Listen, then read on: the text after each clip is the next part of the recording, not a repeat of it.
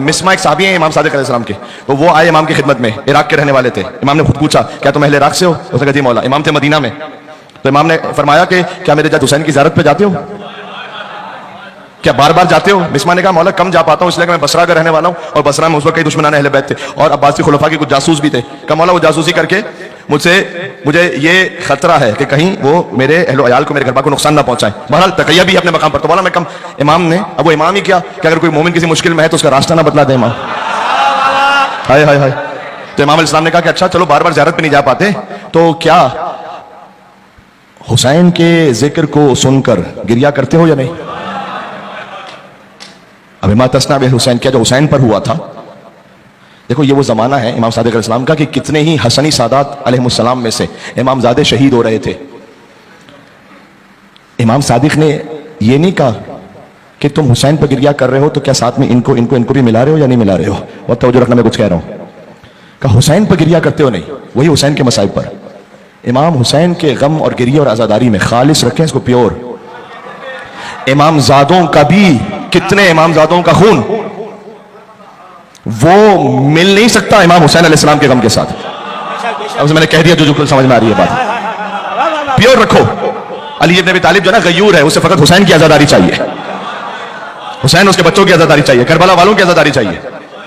کوئی ہوتا وہاں پہ پلٹ کے کہتا کہ مولا کربلا تو اتنے سالوں پہلے ہو گئی تھی، آج کے لیے کچھ کریں، جسے جو کرنا ہے وہ کرے، لیکن عزاداری اب عبداللہ حسین علیہ السلام میں۔ گاندھی سے نہ سیکھو امام حسین کے بارے میں، قائد اعظم سے پڑھو گے تو پھر ایسے ہی ہوگا، ٹھیک ہے، جس نے جس حد میں کہا، گاندھی صاحب نے کہا، نیلسن منڈیلا نے کہا، تمہارے پاس کالا الباقر اور کالا صادق ہے، وہاں سے سیکھو امام حسین علیہ السلام کو۔ خالی امام حسین کوئی ریفارمر نہیں ہے کہ جس کی جو مرضی آئے گی اپنی سیاسی تحریک کے لیے امام حسین کو جوڑ دے گا۔ امام حسین ذرا روایات کو جا کے پڑھو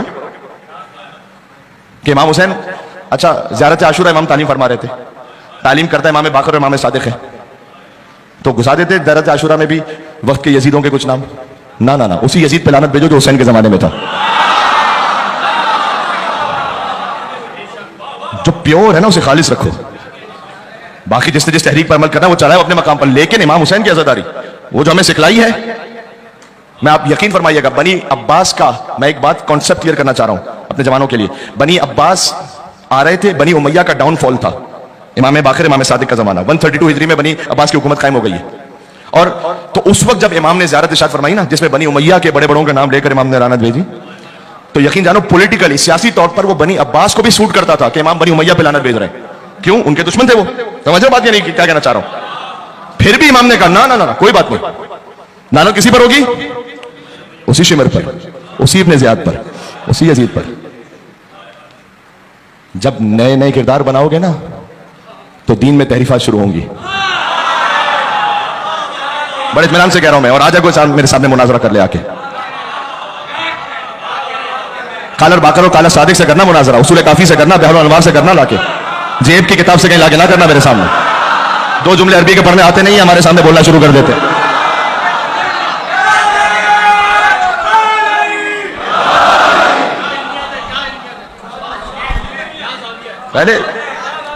پہلے تو بغیر اعراب کے عربی کے پڑھنا تو سیکھو کہ امام نے کہا کیا ہے۔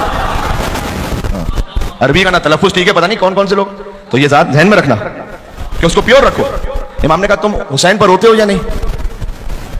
یقین جانو میری گفتگو ہے، میں نے یہاں تو نہیں، پاکستان میں کسی اور جگہ پہ کی تھی، اور وہ کیونکہ تھوڑی سی حساس ہو جائے گی اس لیے میں پورا کھول کے اس کو نہیں کہہ سکتا۔ اس گفتگو کا موضوع یہ تھا، باہر سے معذرت، اگر امام کے زمانے میں واٹس ایپ ہوتا نا تو ہم کیا کرتے ہیں؟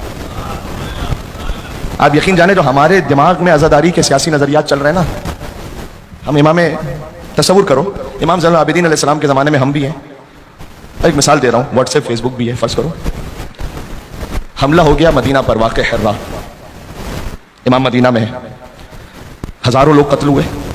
دیکھو جو مظلوم ہے وہ مظلوم ہے، اس سے مجھے کوئی انکار نہیں، کوئی انکار نہیں مجھے، جو مظلوم ہے وہ مظلوم ہے، لیکن کیا حسین کی عزاداری کے برابر ہے؟ یہ الگ سوال ہے۔ اچھا یہ بھی یاد رکھنا سمجھنے کے لیے، ہر مظلوم بھی ضروری نہیں ہے کہ دین اس کا حق پر ہو، مظلوم ہے۔ میں مثال دوں تمہیں، روانڈا میں کتنا جینیسائیڈ ہوا، قتل عام ہوا، لاکھوں بچے مارے گئے، بڑے باندھے گئے، تو مظلوم ضرور ہے، انہیں اللہ سبحانہ وتعالیٰ کی جانب سے اجر ملے گا، कंपनसेशन मिलेगा, लेकिन क्या उनका दीन भी हक पर है? मजलूम होना और बात है, किसी का हक पर होना दीन पर वो अलग बात है। मिक्स ना करो चीजों को, अलग अलग उन्वान है। मैं आपको बताऊं, ये हमारे यहां से हिस्ट्री पढ़ी नहीं जाती। बनी अब्बास ने जब बनी उमैया को मारा है ना, तो बनी उमैया से बढ़ के जालिम कौन होगा? लेकिन अगर हम खाली उस ऐनक को लगा के देखें, इन्होंने बनी उमैया के कितने बादशाहों, कितने बड़े बड़ों की कब्रों को खोद कर उनके लाशों को निकाल कर उनकी लाशों को जलाया, तो मैं तो देख के कहूंगा बड़े मजलूम है। तो क्या मैं आजादारी में शामिल कर लूं?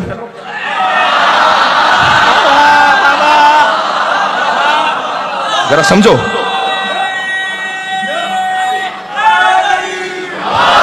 ये वाली बात समझ में आ रही है? तो बनी उमैया का डाउनफॉल है, बनी अब्बास आ रहे हैं, बड़ा सूट करता है उन्हें कोई बनी उमैया पे लानत भेजे। ये एक जुमला जो खामखाई देखो ज़हनों को तशवीश में डाल दिया जाता है। जब भी कोई आपसे कहे ना कोई बात आजादारी के बारे में, उससे कहो यार कालर बाकर तो दिखाना जरा, आपके अपने जहन की पैदावार है या इमाम ने फरमाया है? सिर्फ सवाल करो। मेरे लिए हुज्जत तो कालर रजा है, कालर जवाद है, वो दिखाओ। जो कहते हैं कि जो गुजर गया यजीद उस पर तो लानत भेजना बड़ा आसान है, आज के यजीद पे भेजो। तो इमाम बाकर अलैहिस्सलाम के लिए भी बड़ा आसान है, वो जो गुजरा हुआ यजीद है ना उस पर लानत भेज दे इमाम, उनके लिए भी आसान था ना। मैं उस जमाने में बात कर रहा हूं। तो जो उस वक्त का यजीद था उसके उस पर लानत भेजना मुश्किल था, जो गुजर गया था, जो गुजर गया था वो तो मरकब गया था। इसलिए कि बनी अब्बास तो बनी उमैया के खिलाफ लड़ रहे थे। इमाम ने फिर भी क्या कहा? अल्लाहुम्मा लना वला ज़ालिमिन ज़लमक मुहम्मद व आले मुहम्मद व आखिरत आबैन लहु ला ज़ालिक अल्लाहुम्मा लना लिसाबत लती जादल हुसैन व शायद व बायद दाबत लक़त अल्लाहुम्मा खुस्सन तवल ज़ालिमिन बिल आलमिन वब्दा बिहा वल सुम्मा लना सानी व सालिस व राबि अल्लाहुम्मा लना यज़ीद खामिसा व लना उबैदुल्लाह इब्न ज़ियाद व इब्न मरजान व उमर इब्न सअद व शिमरा व आला ज़ियाद व आला अबी सुफयान इला यौमिल क़ियामा। ये मौला ये सारे नाम तो आप बोले जो गुजर गए, कोई लेटेस्ट नाम ले, उन पे क्या कर रहे हैं? समझो, प्योर रखो। अब अब्दुल्लाह अल्लाह को किस पर गिरिया चाहिए? हर एक पे नहीं चाहिए अल्लाह को गिरिया। मैंने कस किया मजलूम होना, दिल से हमदर्दी होना किसी का वो साथ में, इसमें कोई शक नहीं है, कोई शक नहीं है। लेकिन गिरिया किस पर चाहिए? अल्लाह को चाहिए हुसैन पर, अल्लाह को हुसैन पर चाहिए गिरिया। हुसैन पर गिरिए से होगा दिल पाक। तो इमाम ने, अब अगर हम होते इमाम ज़लाल अलैहिस्सलाम के जमाने में, तो शायद हम ये कहते कि वाकई हर्रा हो गया, हजारों लोग मारे गए। आप जानते हैं कि मस्जिद नबी को इस्तबल बनाया गया, सुना है आपने? ये सब हो रहा था। तो अगर मैं अपनी छोटी अकल से देखूं इमाम आजादारी कर रहे हैं, इमाम ज़ैनुल आबिदीन, मैं कहूं मौला आपकी आजादारी का फायदा क्या? यहां पर इतने लोग मारे जा रहे हैं, मस्जिद नबी की बेहुरमती हो रही है। आप कसाब से पूछ रहे तूने ज़िबा करते हुए पानी पिलाया था या नहीं पिलाया था? बकरों को देख के रो रहे हैं आप, या इंसान मारे जा रहे हैं? बात समझ में आ रही है मैं क्या कह रहा हूं?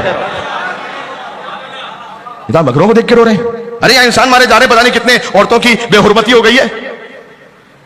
तो आप उसे आजादारी में लेकर आए ना, तब आपकी आजादारी पूरी है। यकीन जानो हम इमाम ज़ैनुल आबिदीन के बारे में पता नहीं क्या कुछ बोल रहे होते उस वक्त, क्योंकि हमने आजादारी को जो ना अपने छोटे दिमाग से समझा हुआ है, जहां कहीं जिसको चाहता है उठा के फिट कर देता है। और इसलिए कि आजादारी के हकीकी वारिस इमाम ज़माना अलैहिस्सलाम है ना, और वो पर्दा गैबत में तो कोई पूछने वाला नहीं, कोई बोलने वाला नहीं है। हाँ, जो भी बोल दो उनके नाम पे। तो बात समझो, काला बाकर काला सादिक से ऐसे बात करो आजादारी के बारे में। और जब आपने एक स्टेप उठाया ना, आपने कहा देखो दौरे हाजिर के यजीद पे मैं लानत भेजता हूं उस पर, लेकिन आजादारी का मामला कुछ और है। बात समझो, मिक्स ना करना बात को। जब आपने दौरे हाजिर का यजीद बनाया तो पता नतीजा क्या निकलेगा? खुद बखुद उसके मुकाबले में कोई दौरे हाजिर का हुसैन भी हो जाएगा। इसलिए जब आप एक स्टेप एक जाविये पे गलत चले ना, तो फिर उसके बाद एक के बाद एक के बाद एक के बाद एक मामला शुरू हो जाएंगे। इसलिए जो इमाम ने सिखलाया है, जिस तरह सिखलाया है, मिसाल के तौर पर कोई भी लफ्ज कहे आज का यजीद, आज का ही, आप कहें कि इमाम अलैहिस्सलाम ने क्या किसी को भी अपने जमाने में ये कहा है और आजादारी में उसे शामिल किया है? ये सवाल है। क्या हारून रशीद का नाम लेकर इमाम ने आजादारी में शामिल कर दिया? उससे बड़ा कौन होगा? मामून रशीद से बड़ा कौन होगा? इमामों का कातिल है नहीं, वही इमाम ने कहा वही ज़ारत आशूरा पढ़ो। कॉन्सेप्ट्स क्लियर रखो। हाँ, बड़ा आसान है। आप चूंकि सोशल मीडिया है ना, तो कोई भी 2-3 पोस्टें आती हैं तो जवान का जहन बहक जाता है। समझ आ रही बात?